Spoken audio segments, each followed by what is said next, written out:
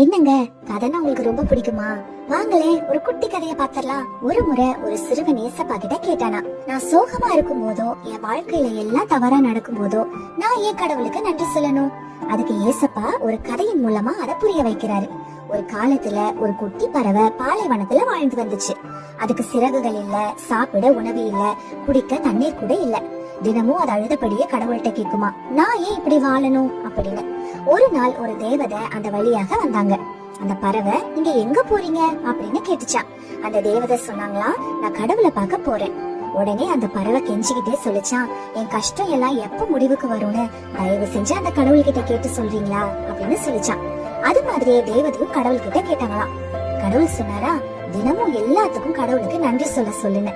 அதே போல அந்த தேவதை அந்த பறவை கிட்ட சொல்லிச்சான். அதுக்கு அப்ப புரியல, ஆனாலும் அது கீழ்படிஞ்சிச்சான். சூரியன் அத சிறகுகளை சுட்டரிக்கும் போது கடவுளுக்கு நன்றி சொல்லுமா, பசியாக இருக்கும் போது கடவுளுக்கு நன்றி சொல்லுமா, அழுகும் போதெல்லாம் கடவுளுக்கு நன்றி சொல்லுமா.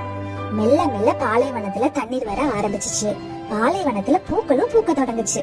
அந்த பறவையும் ஹாப்பியா அங்க வாழ ஸ்டார்ட் பண்ணிடுச்சுங்க. அந்த பறவையோட இதயத்தை மாற்றும் போது அதோட வாழ்க்கையும் சேர்ந்து மாறிச்சு. பாத்தீங்களா? இன்னைக்கும் ஏசப்பா உங்ககிட்ட சொல்றாரு, உங்க வாழ்க்கையில என்ன கஷ்டம் வந்தாலும் நஷ்டம் வந்தாலும் புலம்பாதீங்க. அவருக்கு ஒரே ஒரு நன்றி மட்டும் சொல்லுங்க, உங்க வாழ்க்கைய ரொம்ப பிரகாசமா மாற்றிடுவாரு. கர்த்தரை நான் எக்காலத்திலும் ஸ்தோத்திரிப்பேன், அவர் துதி எப்போதும் என் வாயில் இருக்கும்.